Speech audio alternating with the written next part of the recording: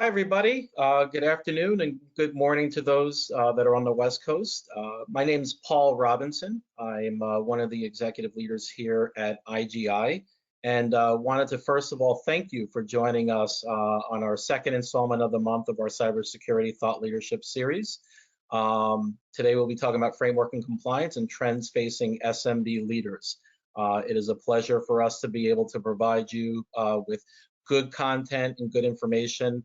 We are in for a big treat today with our presenter. We'll get into that a little bit later, but again, just really thrilled that we can have you on here for this call. This is a very interactive discussion. We have some questions that are already in the chat, but please feel free to ask questions. This is a time that's designated for you. We want you to leave here after the hour receiving some information that you can take back to your businesses to work on security and governance and risk and compliance. So these conversations are best served when we're interactive. Again, just submit it in the questions into the chat box, and we can help you out from there. If you want to, you can hit the link nowhere.com/events for upcoming webinars that we're having. And this will be recorded. We will have this on a couple of different platforms. I know that we'll have it on YouTube, and making sure that there's some things that you want to review, or if there's some information here that you think would be beneficial to a colleague or a peer, we want to be able to make those recordings available to you as well. You know, we started these about a year ago. They have provided some great value to the community, and we look forward to continuing to do that today. In those events, a couple of upcoming ones, actually one tomorrow. We have our Nodeware open office hours for 7-figure MSP members. That will be at 11 Eastern tomorrow. And then next Thursday, we'll have a Nodeware live demo with peer Q&A with the Nodeware team. Again, that'll be next Thursday at 1 p.m. So a couple of events that we'll have, again, intended to provide value and great content to our leaders that are out there. So as I mentioned, we're in for a real treat today. Tony Sager, SVP and Chief Evangelist of Center for Internet Security. I had the pleasure of meeting Tony a few years back in an event, and just blown away by his control of his knowledge. And let me unpack that for a couple of seconds. So we have a lot of smart people in cybersecurity. It could be intimidating at times, the knowledge that people have. And Tony just has a way for a guy like me, who's still learning about the industry, who's trying to come up with ways to present information to clients and to partners in a sophisticated manner, but also a consumable manner as well. Tony is just a genius at this, and just really thrilled to have Tony on this call and have an open discussion around things and go from there. So Tony, without further delay on my end, an absolute pleasure and treat to have you on, and looking forward to the next several minutes that we'll be spending together.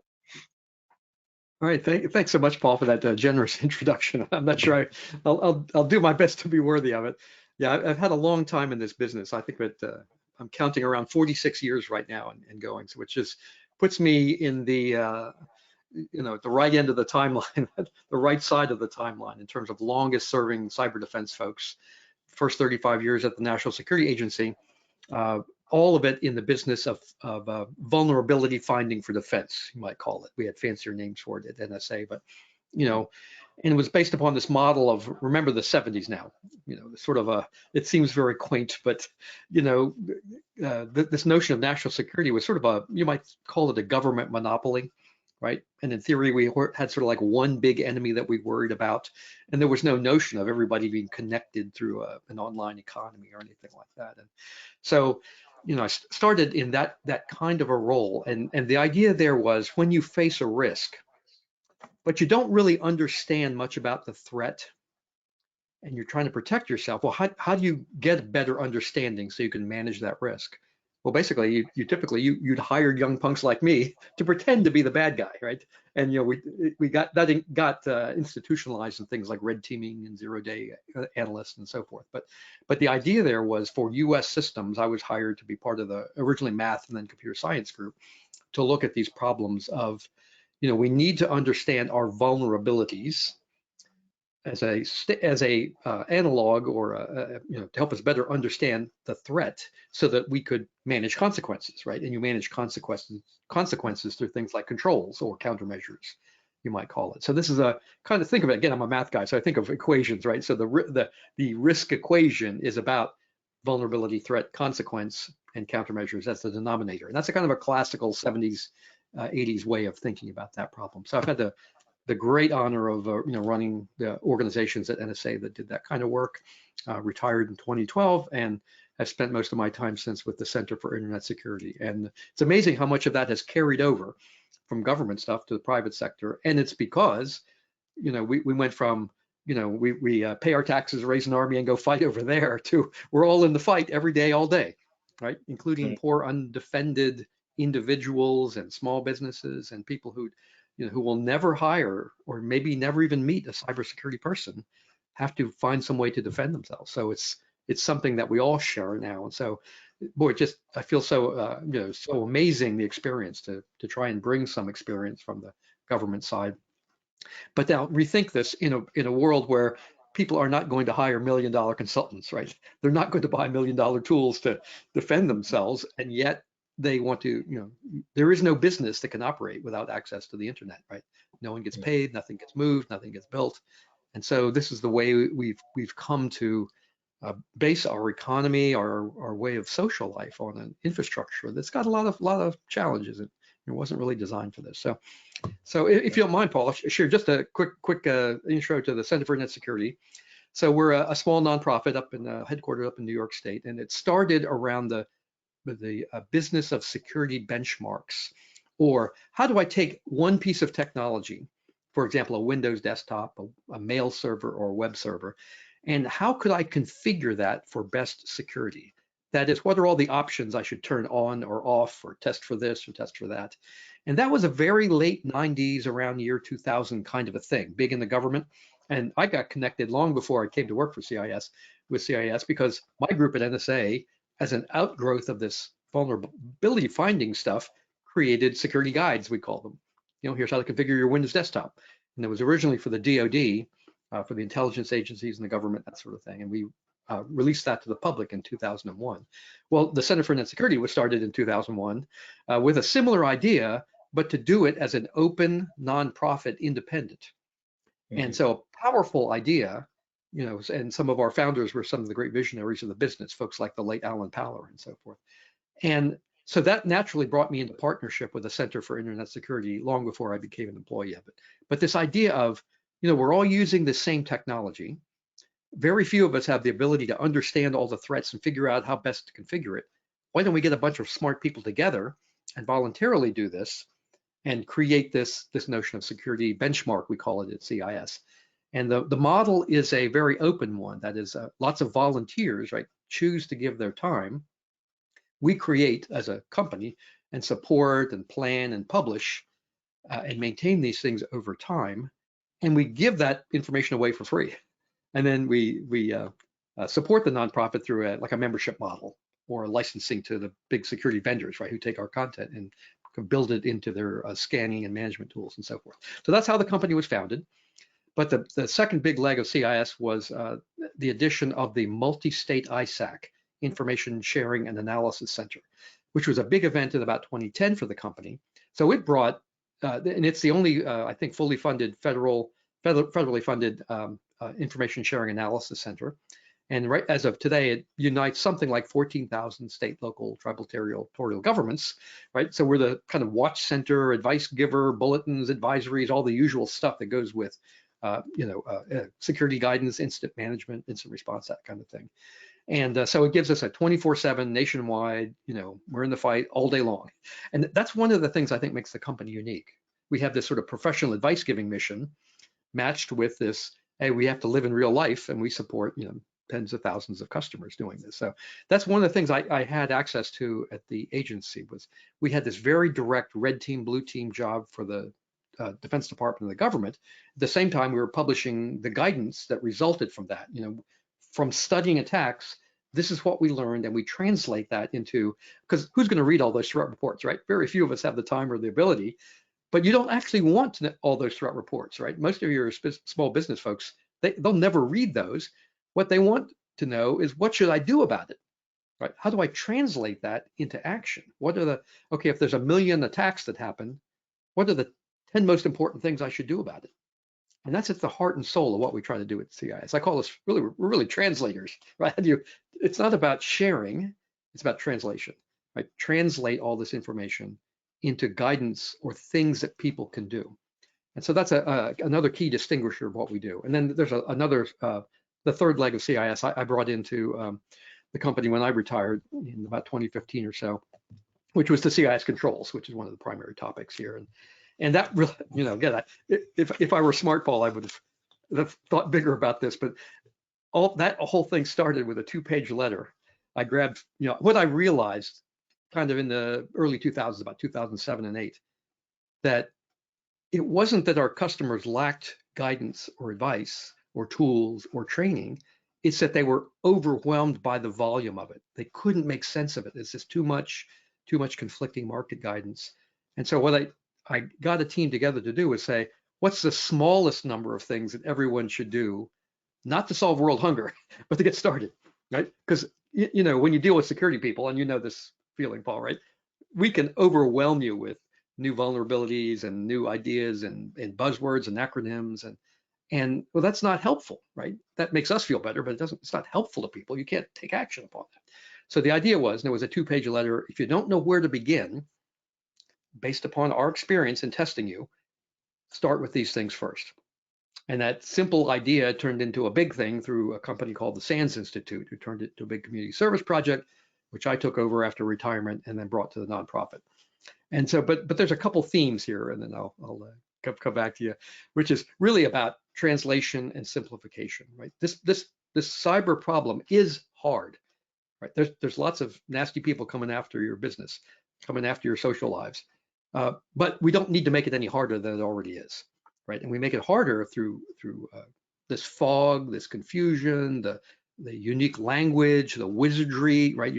Gosh, I don't understand this thing, so I better hire a magician to come work for me, right? So I can defend myself. Well, that is not very good public policy, right? That's not great defense for my nation.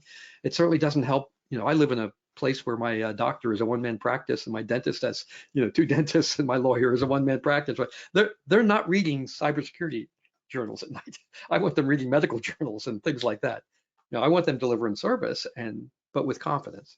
So anyway, so that's what we do at CIS. It's a wonderful model because it's this notion of large-scale volunteerism. Give as much away as you possibly can, but also support for the long term these products. And I will say one last thought here is that, I've been in this business a long time. I've seen many, many, many good ideas come and go pretty quickly, right? They never got traction. They never had a business model to sustain them. The government's great at getting excited about something for a year or two and throwing some money at it and then going to the next thing. We've been in business for well over 20 years now, continuously. And so that's, we're not going away. And I think that we've proven that we could build a successful business model that, at low cost, sort of gathers the best minds in the industry and produces great output that people can take advantage of. So end of commercial. Thanks for giving me a chance to introduce the company. Tony, that was great. A couple things I want to hit on from what you said that I want to highlight. I love your mathematic equation for vulnerability, threat, and consequences. And I think that's something that we struggle with mightily these days in our space, is that, we'll go to consequences first and then build up from there, or we'll go to threat and then we'll kind of do whatever. But it really is important, to understand the vulnerabilities that are at stake and to start there and then let the rest of your program be built out based on just knowing the actual vulnerabilities that an organization has. And there are a lot of companies that are getting that misinformation that we talked about. We talked about, people go on the news or they'll read periodicals and then, they'll hear something about an attack on a healthcare organization, but they're really manufacturing. And it's like, well, focus in on manufacturing. Don't worry about the healthcare. Threat's a threat, but you have specific things that you have there. So I like that. Yeah. The other piece that I like about it, we really should get our group here very excited, is the mission. You mentioned the mission a couple of times of what you're doing there at CIS, and I think that's vitally important. There are a lot of people that are misspending money or misspending their time, in chasing after cybersecurity. So to have an organization out there that looks at it as their mission, because it's really a humanitarian mission. When you think about how the virtual world can impact our physical lives, we were talking earlier today about the city of Oakland. Yep. And services, human services that are not being able to be delivered because they're under a tremendous ransomware attack.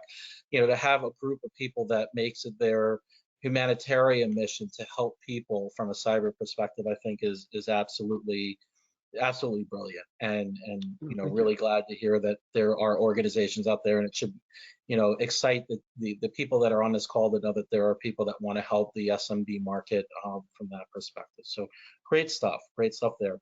So CIS, I think you said 20 years, about a little over 20 years that you have been in business. How has it evolved recently, from your perspective? Because again, we live in a state of inertia when it comes to cybersecurity. Things change every day, whether it's a new regulation, whether it's a new vulnerability like a Log4j or something like that comes up. We're always in a state of flux. So how has CIS evolved recently to keep up with those trends that are out there? Yeah, that's a great question, Paul. And part of it is we try to look at this problem, I'll say, across the whole life cycle or holistically, right? So the goal is not to have the best list of 10 things to do or 20 things or whatever the number is. There's lots of great information out there, right? Control catalogs and lists of things to do. And guess what? If you analyze them, I used to spend a lot of time looking at these things. At the same level of abstraction, they're 80, 90% the same, right? I mean, that's not the problem, right? Knowing the list, you can get pretty close if you follow anybody's list of things to do. So the key is, how do I actually do them, right? And how do I build a model that encourages people to do these things, the right things, and not get overwhelmed by the noisy things or the flash in the pan or the hot buzzword kind of things? Because it's so easy. I mean, this is just an overwhelmingly information-rich time, and there's no easy way to sort that out. So as a nonprofit, we try to be independent, right? We are cooperative with the marketplace, but independent. We are cooperative with government agencies, but independent. And I think that's a neat role. And the role of the ISAC, the Information Sharing Analysis Center with state and local governments, gives us this sort of ready access to policymakers across the nation, right? So what are regulators have a tremendous impact on business behavior, like what they encourage or discourage, right? Whether they make it easy or hard, or that it's vague or it's specific. And so being able to work the whole life cycle thing. So we gather volunteers. We have lots of amazing people that choose to put their time together, right, with us. And I often tell people, if you want the benefit of people you can't afford to hire, take our stuff, right? The stuff we give away for free is you can't find these folks, right? And it's this industry is full of amazing people. Number one, of talent, and two, goodwill. That's what allows like a nonprofit like us to operate, right? They see this whole internet thing as our collective future. They feel ownership, right, and responsibility for it. And in some sense, what we provide is just kind of an organizing machine to bring them together, right? So left to their own devices, tech geeks like me, we love to stand around and complain and talk about how get off my lawn and why didn't they pay attention to me in the 70s about passwords or whatever. You hear that stuff all the time. But turning that energy, that goodwill, that talent into construction, right? Let's take our knowledge and turn it into positive, constructive things it can do. And I always said my job is to remind people of the greater good. That is, if I can get 90% of the experts to agree on a set of things to do, I'll take it. I don't need 100%. And so often in this industry, right, it's like, well, you're going to do 90%. Oh, but let me tell you about the 10 other things you're not doing. Well, that sends you down the paralysis route, right? Because that doesn't help you to get things done. And by the way, most of us don't need, there is no 100%. Right? The biggest government agencies on earth, the most well-funded financial sector companies, they're getting hit every day. And it is important, though, to have a plan, to have a foundation, and to build from there. So this idea of looking across the whole life cycle, so it's not just let's get the tech wizards together and publish a great list. Oh, and let's work with it also includes, let's work with the vendors to embody it in their products or in their through the web service providers, right? The IT providers that are on the cloud. You don't need us, go to them. We'll embed our content in what they're selling you so that you get the benefit of our work without, so we're kind of moving up the life cycle. We also have tremendous relationships with many, as I said, state, local governments, because they're all grappling with this, right? It's their businesses that are being impacted. So they want to do something in regulation. We worked with a number of states, and I'd say the leading examples, if your listeners are interested, are happening in places like Ohio. The Ohio Data Protection Act is a biggie, and I think is a preview of what's coming. And it's what it moves towards is not this, the hot debate in DC right now is let's make cybersecurity mandatory, or let's try to continue with voluntary, right? And that you can't imagine a more controversial, head-butting exercise full of political peril, which guarantees years of debate, right? And but the trend in the state level that we are a part of is, I'll call it incentivized voluntary adoption. That is, if you can demonstrate a security program based upon these, I'll call them standard frameworks or ways to operate, and they often name CIS controls and or the NIST cybersecurity framework. If you have a program, documented security program based upon this, then there's an incentive. And that incentive could be, for example, protection from liability in case of a data breach. It could be a cap on punitive damages, as happened in other states. So there's a number, I think a half a dozen or so states that have regulation that is very much along that spirit, incentivize the adoption through sort of a market incentive, right? Protection, for example. It's different in every state because of the nature of the government and the strength of the lawyer lobby and all that kind of stuff, and the business community there. But it's a important trend. Is it enough to move the needle, all the way to where we want? Not clear yet, but I think it's really promising because it's the kind of thing that states have been able to execute in states dominated by either party, by either political party, right? So we need things that we can agree on that allow us to make progress, and they don't have to be perfect. So technical people work with the industry, work with the legislators, try to pull the whole story together.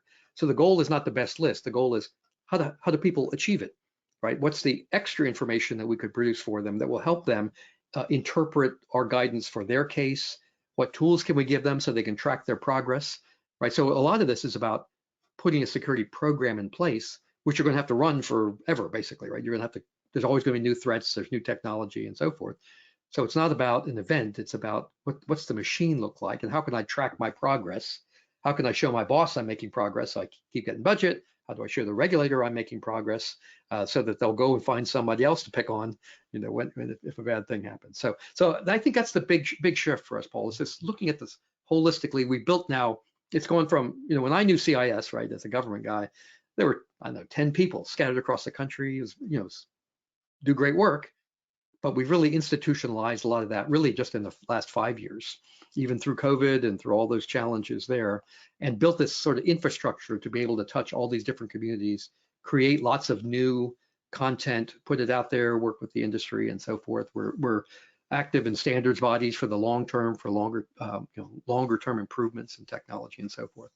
And I hope, that's, having seen again the way the system fails, right? A great idea doesn't have a sustaining business model, or the better technical idea is not encouraged, in fact, is actively discouraged by DoD policy, for example. When I've seen those sort of breakages in the system, that's what really drives me, is how do we make this? We don't want to be satisfied that, hey, we told them the technical answer and too bad they didn't listen to us, right? The goal is to help them get through and make the improvements that they need to defend themselves. You touched on human will and kindness, and people. I get a lot of people that are taught. They come to me and they say, "Hey, I want to get into cybersecurity. What's one of the number one skills that I need?" I'm like, "It's empathy." Because we've been in the industry long enough to see how people can, humanly be impacted by a cyber attack. We see the guy with the hood on, or we see the Matrix type things on the news. I'm like, oh, that's spooky. But to see a hospital shut down, or to see a manufacturing plant shut down, and not being able to ship goods and services, and the business is literally teetering on survival or not. There's that empathetic piece in there. You need to say, hey, this is a real, you're saving lives in some. Paul, that really several years ago, after I retired, so I'm working from coffee houses, right? I'm working remote, and kind of a new. We called it the SSO, the Starbucks satellite office, is where I would first take calls. And I remember, gosh, many years ago, probably in 2012 or 13, and there was a couple of women sitting next to me. I didn't know them. I just happened to overhear some of their conversation. Not an NSA thing, I promise. But bless her heart, that the one woman was really upset. She'd just been fired from her job as a small company CFO. She had gone on, she was heading out on vacation, got in a hurry, got a note, email from what looked like an email from the boss, right? I'm in a meeting, you can't reach me, but transfer, $3,000 or something to this account right away, and I'll get back to you. She was heading out on vacation, got in a hurry, sent it out, and came back. Of course, it was a scam. Money is gone. She's fired.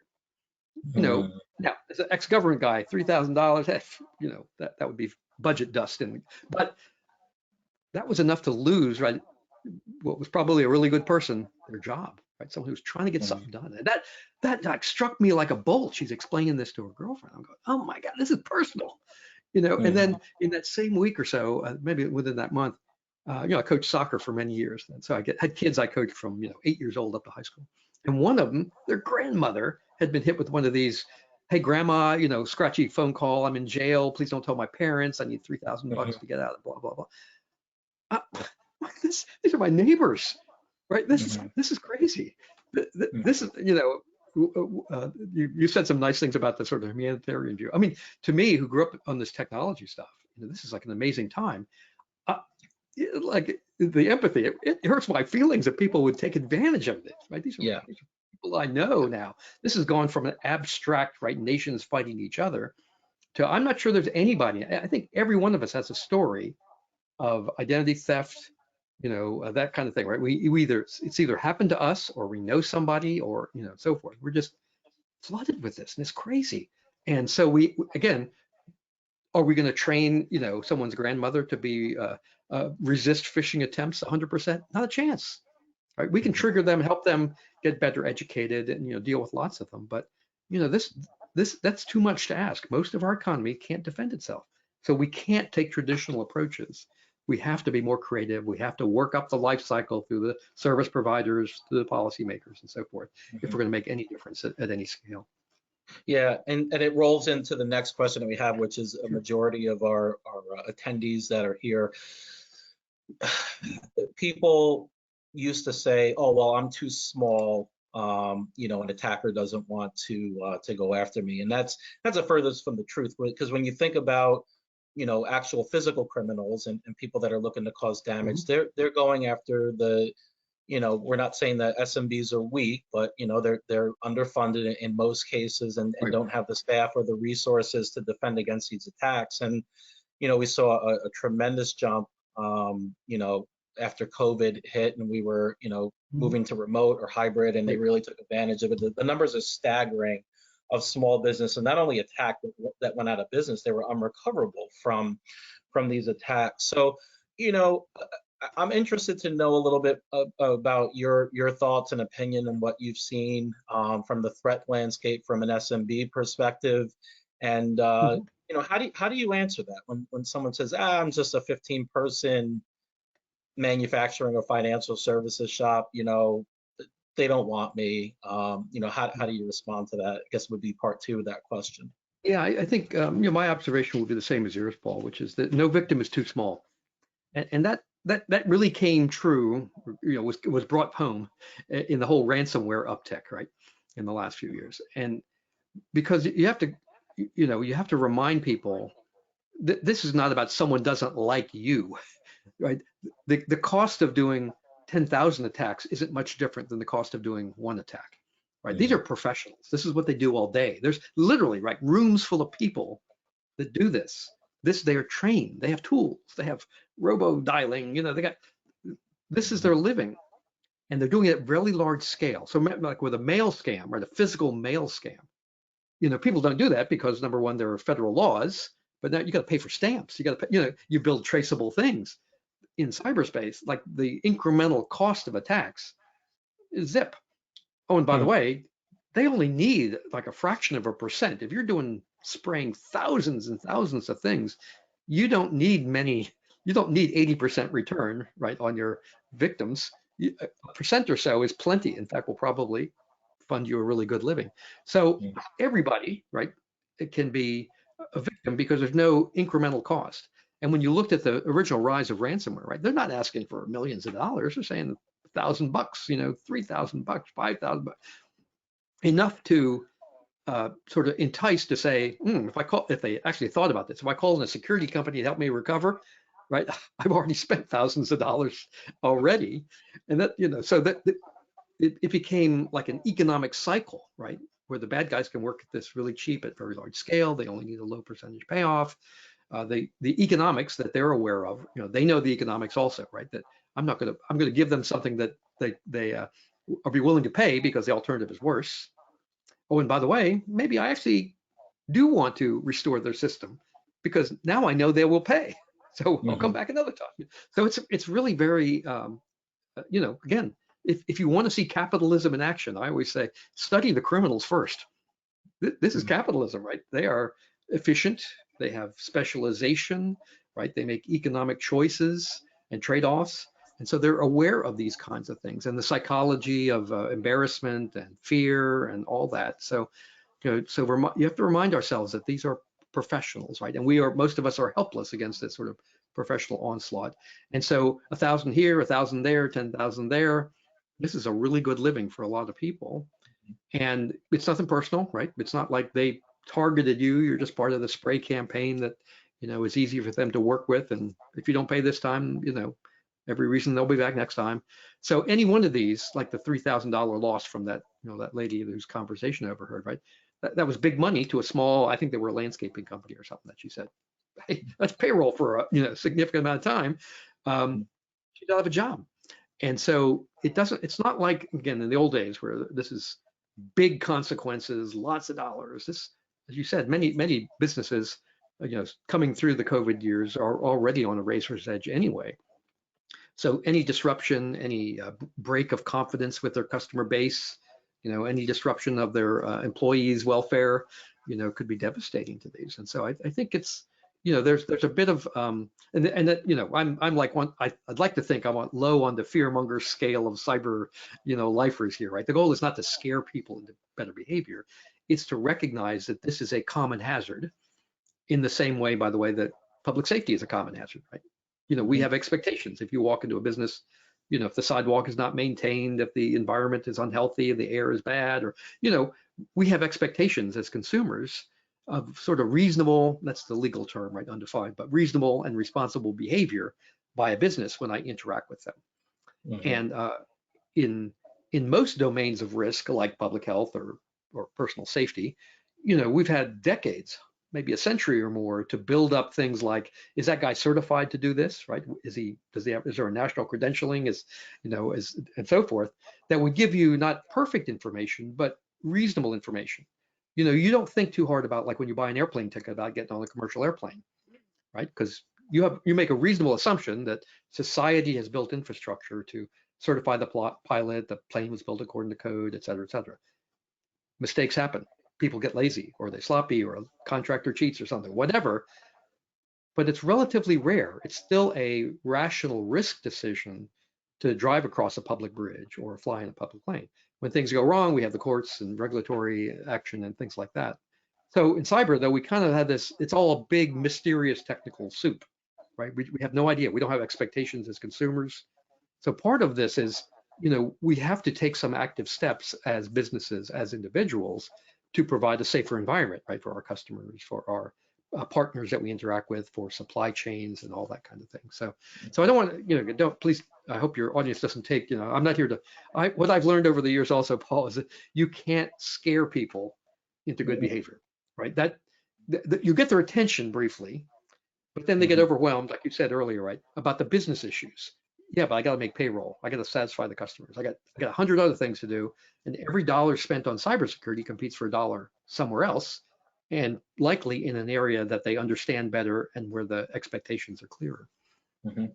Yeah, I always say that if you make an investment in cybersecurity, it's not putting you in the black, but if an attack takes place, that puts you in the red. That could put you in the red rapidly. I mean, just rapidly. So, Sure. you bring up a very, very, very good point there. In battling against the criminals, I always say it's an unfair fight because like you mentioned, you have offices, you have business models, you have forecast reviews of who are we going after today. Yeah, that's right. Well-funded businesses with these criminal activities, and then you have maybe half an FTE at an SMB or whatever. So we're seeing the evolution of MSPs, transitioning into that MSSP model, from a Right. security perspective to kind of, obviously the fight's still not fair, but it's still extra bodies to help protect organizations. So how have you seen the MSP world start to implement, whether it's CIS or technologies or things like that to help with this fight against crime? Yeah, I think that there's been significant and rising interest out over, I'd say maybe the last 3 years on that topic around the role of managed service providers and their interest in both protecting themselves, but also being able to protect their clientele. Right, and that's a matter of business confidence, right? Nothing else, right? That's you can safely trust me to operate your IT and control your economic activity and all that kind of stuff. We've had a bit of, I'll call it a chicken egg problem here, or in economics, it's a supply and demand problem. So when I first got interested in this several years ago, it was, again, I mentioned I live in a rural county. Most of my service providers are very small businesses. And my doctor would say to me, because he knew once he figured out what I did for a living, he goes, can you tell me what to buy? Because I don't know what to do. And his IT was maintained by somebody who pops in every week or two to make sure the systems are patched.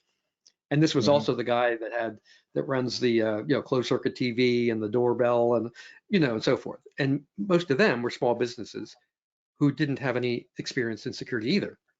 And as I got to know a few of them, the problem was this. We think security is important, but no one's demanding it.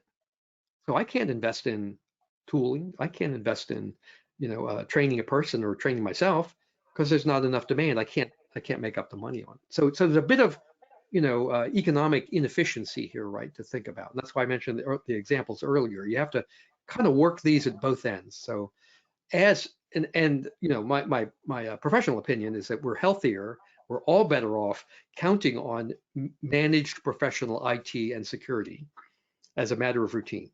Because I want my small business friends to be focused on their business, not on IT.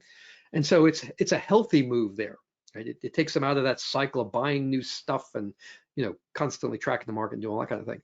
So, but we have to give them a way to say, if I'm going to outsource this to you, my managed service provider, here are my expectations of security. Right? There needs to be a language or a way to talk about that. And that's where security frameworks like CIS controls or NIST CSF or where come in. And so that's what you see as this sort of the building of an economic model that says, it makes sense for me to outsource my IT economically, but you don't get to outsource your responsibility, right? You're still responsible if there's a data breach, if there's an economic loss. And so I need to say, my service provider, how will I know that you're going to act responsibly here, right? That you're with me in case of a problem, et cetera. And the flip side of that is for the service providers, how do I organize and advertise what I provide in a way that makes sense and that I can meet that buyer's demand? And so this idea of security frameworks and so forth is an important one that has to support that. So they tend to, on the small business side, we have a really big constituency and adopter base at CIS in small businesses. Why? Because they're not calling in Deloitte or EY or somebody, right? That's not where they deal. They need something simple they can get, right? We produce stuff and just basically give it away. And lots of small consultancies or IT folks use our stuff, again, because it's very accessible. It's not overwhelming like some of the government level guidance is, right? Which is much more comprehensive, but is also a whole different language. And so sort of meeting in the middle there around this idea of a security framework. And the security framework, for your audiences, there's a lot of magic or buzzwords around that stuff. But at the end of the day, a security framework is just a structural way to make and manage decisions about risk, right? Mhm. And it's about the business trying to understand, where are my risks? if I lose this information, what would happen? What are my dependencies? Who am I counting on? Who has access to my systems? Where is my data going? A business owner should rightfully focus on the business questions. If I lost this information, it would break confidence with my customers. I'd be out of business, so forth. That's where they ought to focus their attention. Now, all those business functions have an IT component nowadays, right? They're implemented at some lower level. So a framework is a way to understand my business, match it to my information technology, and then make decisions about, okay, it would be reasonable for me to provide this level of security. And that level is never perfect, right? It's not going to be $1 million government level, top secret, whatever. It's going to be reasonable. And that's what all the state legislation regulation calls for. It uses a magic word, reasonable, which is kind of left for the world to figure out, right, through the courts and all that. But reasonable means, and so we move away from, see, the problem with cybersecurity, right? Security to most people implies a state of being, right? I'm now safe. I'm secure. I've reached nirvana. Work is done. I'm okay. That's not what's going to happen at all, right? This is about confidence all the time. And you're never quite done. Even if you're in pretty good shape, you're never quite done because new information, new attacks, new technology are always coming in. So the important thing is not do you have perfect security, it's are you making reasonable security decisions along the way? And be able to say, here's where I am in my journey, right? To convince your boss to give you a budget, to convince the auditor that you're making progress, and so forth. So that's the key thing, and that's the kind of behavior that the state level legislation encourages. It doesn't say, you must prove that you were secure, and therefore we'll give you an incentive. It says you must have a planned and documented security program, or words like that, and therefore you will earn this incentive. So it recognizes this idea of so in some sense it's more important to have a security program than any particular one, right? You need something. So therefore, it makes sense, pick something you can work with, that you can read, that is accessible, right? There's no giant paywall, that's well supported by the industry. And that's what you want, is something that's like that. So I think if I were an MSP, I'd be looking hard at those kinds of things. And again, no commercial for us, because we're just one of the players out there, but you want something that is, again, sort of independent, right? Not sold by one company, but it's sort of a nonprofit. I think is a reasonable starting point, or a government-based thing like the CSF. And you want to start to craft the language that says this is what my expectations are as a buyer. Okay, that can be is sort of readable and understandable by the service provider.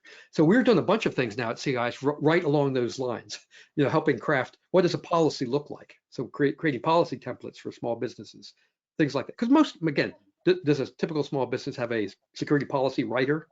Of course not, right? They're going to hunt around. Has somebody already written one? We're doing a lot, the MS-ISAC, the multi-state ISAC, does a lot of that. Try to produce, let's produce the 80% answer that everybody can build from, and you can fill in your name and your, the particulars of your mission.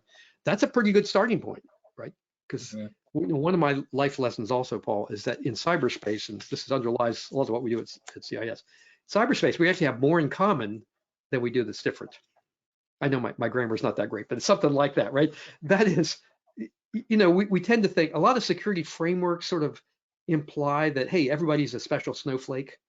No, you, the business, you need to understand all your critical dependencies and all your business risks, and then you need to go on your own, implied, to the catalog and wisely pick the set of things and put them in place and manage to that and report to that.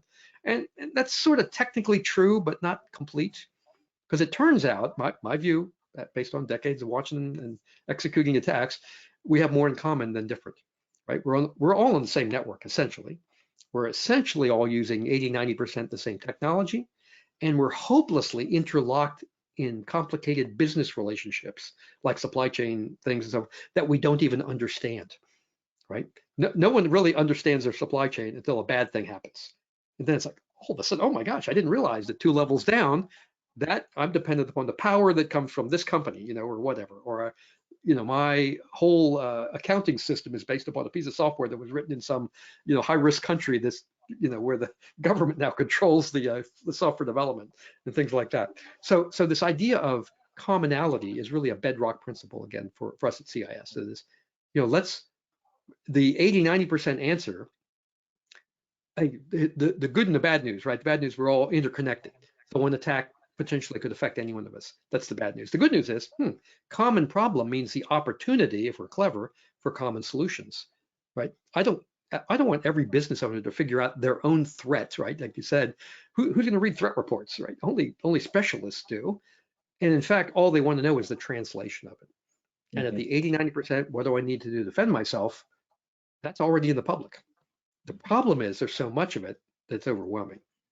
So that's, again, this idea of let's simplify, don't try to solve world hunger with one list of things or, overnight, but get people started. What is the foundation of good defense? Where do I start if I don't know where to start? And that's, that was the origin of the controls, for example. This applies to, and you may make the case if you start from this is the 80, 90%, this is the expectation, you're on a good path. I promise you. Every bit of analysis and anyone I know it's credible has ever done comes to the same conclusion, right? That 80% of the attacks, the numbers range from 80 to 83 to 90, whatever, of the current attacks are all based upon failure to patch, can't manage administrative privilege, don't know what's installed on their networks, all that kind of basic stuff, right? Hygiene stuff. And it's not to trivialize it because it's sort of conceptually simple, but operationally hard to do. It's messy to do.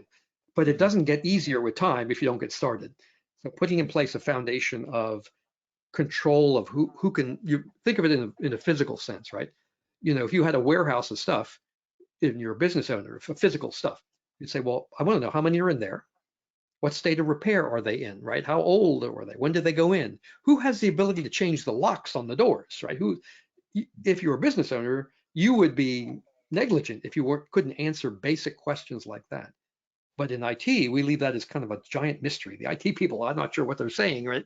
I got a million patches and a bazillion alerts, and that's not helpful. That doesn't help you make a business decision. So, again, avoiding perfection, focus on let's get going on the things that need to get done as a foundation that I can build upon. Even our stuff at CIS, right? We use these thing called implementation groups. Sort of here's the set of things we recommend, but here's the starting point that everybody should do. Doesn't matter if you understand your own risks or not. This is no matter what you do to study your risks, you'll come up with this part of it as an answer. So get going. Better to get to work than stand around and be wide open. And then you have to start saying, yeah, but I'm a defense contractor, and they have other requirements. Okay, you can build upon that. I'm in a high-risk business here, where many of my suppliers come from some risky country, so I want to be more careful about certain things. Okay, you don't have to throw the stuff away and start over. You build upon the foundation. So that's the idea that we have tried to adopt here at CIS. And again, it's based upon this belief, sort of this guiding principle that we ought to focus on what's in common and not get overwhelmed by what's different. That should be refreshing for everybody that's attending this call, because there's a lot of paralysis by analysis in cybersecurity, especially at the SMB rate, and you have conversations with SMBs and, you'll get the people like, I'm too small, they won't want me, but then you'll get people that will go overboard and they'll just bombard themselves with technologies and solutions and services. And I believe in cybersecurity fatigue. Like, you go all in, and in 6 months you're just exhausted by everything, because now you're not working on the business. Now you're working as a cybersecurity expert. It's like that's not the case. And you talked about cybersecurity and kind of like the definitive way of security and the state of that. I've seen a shift happen where we're calling it cyber resiliency. And having a business that's resilient. I'm in California right now, and I'm in Earthquake Alley. It's not an if, but when an earthquake hits, or if you're in Florida, it's not if, but when a hurricane happens. So what do we do to be resilient in the face of a tragic situation? I think that equates itself to cybersecurity. It's not if, but when used to be a provocative statement, and now I think more people understand that no, that's legit. So how do I build a program that I can manage, and the program doesn't manage my business first and foremost? And then how does that get us to a state of where, if we, when we are attacked, how quickly can we produce business? How quickly can we keep our employees safe, our customers safe, their data safe, and things like that? So that's been a real shift that's taken place. And I think that notion of resilience, was had I don't know where it originated, but it was something we talked about a lot back in the Defense Department days. And and the kind of notion there, which I think is the healthy one, right? It takes you from security as this mythical state of being, right? We are secure or we're not, to this idea of, and again, in warfighting context, it was about being able to operate under adverse conditions. All right, so bandwidth is cut and so forth, and the idea was to have a plan ahead of time to think those things through. So for in a military context, or maybe also in a business context, I'm willing to give up some capability in exchange for being able to operate at a reduced level under special conditions. Okay, internet outages, for example. If I can make it, I take a trade-off of I can operate but more slowly, for example, is one very natural trade-off, or under a denial of service kind of activity, or having sufficiently thought through a backup strategy so that in case of a disaster, right, I have pre-tested my images, they were unreachable by the ransomware, and this is built into my service contract, that this is part of what I built into here. A lot of in the early days of a lot of these denial of service attacks and so forth, there was there was they didn't anticipate this. It's not in the contract. Sure, we'll be glad to bring your systems back up online, and here's the bill. Wait a minute, you're my service provider. Well, you didn't pay for this resilience, right, against DDoS or whatever the issue was of the day. So this sort of thinking about this, right, the importance of the business, and what would be, this is one of the business issues, what would be the business implications of an afternoon's worth of internet outage? And all the big guys can tell you, to the dollar how much they anticipate losing per minute of downtime, and so forth. And sometimes they're willing to insure them. So that allows you to make the business decision, right? Maybe it costs me, a massive amount of money to build the redundant IT infrastructure so that the odds of that happening are really low. Maybe a better business decision is to insure myself against that. But maybe, that you're worried about your customer reputation now, right? You're no longer a responsible supplier that I can count on if you're reselling service, for example. And so you may say, you know what, I could sort of insure myself against the financial loss, but my reputational loss is worth putting more IT in so that doesn't happen to me. That's the right level at where you should be making those kinds of decisions. But again, many small businesses haven't much practice at this kind of thinking, right? This is not where they come from. And so I think also, the opportunity for MSPs is to get ahead of this, is to be able to think through these things, and as the market becomes more aware of them, to be ready to supply. Right? And so I think, again, an opportunity for alignment around, again, known, vetted, trusted security kind of practices as found in these sort of frameworks is an opportunity to sort of present themselves in that way. Again, we'll never make progress unless we work both supply and demand here. But I think you are definitely seeing, as you said, people are really aware now, right? I mean, when I started in this business, you couldn't beg people to care about security.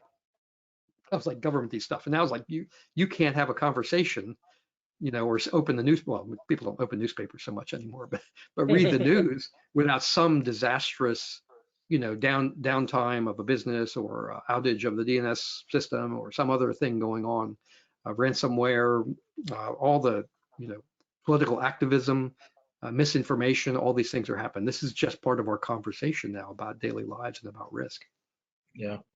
So we're coming up at about 6 minutes until the top. We have a few questions in here. I believe we addressed a lot of them, but this was one that I think is important. It's a loaded question. So I'll be interested to hear how you would handle this in the time allotted. But the question was, what are the anticipated costs of compliance?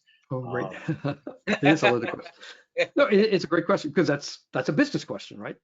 What do I have to do to comply? Number one, security wizards always say, well, you assume a wizardly air, and you go, well, compliance does not equal security. I hope you didn't pay much for that opinion, because that's one of those things that anybody can say, but doesn't have much. It's not very helpful. So I would say this: one of the values of a framework-oriented approach, again, take ours or anybody else's here, is it lets you assess where you are now without spending a nickel. That is, unless you've fallen off the turnip truck or off a rock, right? You have some IT. It is configured to something, right? You have either implicitly or explicitly assigned administrative privilege to some number of people. So you have kind of thing. And so you looking at this, and by the way, folks like Microsoft have built a lot more security into their products over the years, and the Chrome stuff and all that has gotten much better, in lots of ways. In a really complicated environment, they have gotten much better. And so you actually have some security in place whether you know it or not. So having a standard way to look at what you have and say, okay, here's what I got. Oh, I haven't spent an extra nickel yet, right? That allows you to get started. And every vendor I've ever talked to, and Paul, I don't know if you guys are the same or not, but I used to ask all my vendor friends, because they would say this thing, the customer only makes use of X% of what I sold them. And the number is always like 40 to 60%. It always is, right? Oh, we sold them this really cool thing, and they never turned on these other modules that would give them so much more capability of security. So assessing where you are, working with your current vendors to say, are there other things I could be turning on to give me better security? So one is, before you start spending more for compliance, look at what you have, right? And have a structured way to do that, and make sure you're making the best use of what you already have. Then you have to say, I have to have a plan. So it's not, when am I done spending on security? Again, I think the right perspective is, am I making reasonable decisions? No matter even if you knew the perfect set of security things to do, you're not going to do it in the next 30 days. You're going to have a prioritized plan of funding, acquiring stuff, putting it in place, training people to use it, et cetera, et cetera. So having a plan allows you to kind of manage that cost. And suppose a bad thing happens, you're halfway through, right? Again, you don't have to prove, at least the trend as I read it, you don't have to prove I was secure. What you have to prove is I was a business owner and I made reasonable, responsible decisions along the way, and I got hacked. Hey, bad things happen. It turns out, and this is our experience anecdotally so far, but growing, that regulators will say, they did have a security program in place. I could see the documentation. I'll go find somebody else to pick on. And that, I think, is going to happen. I think that's a reasonable response, right? Because there's so many that have nothing at this point. So cost is a tricky issue. We are doing some studies at CIS to help, and we've published some things in the past. You can go look at cisecurity.org and see some of it around, the problem is there's so many variables in cost.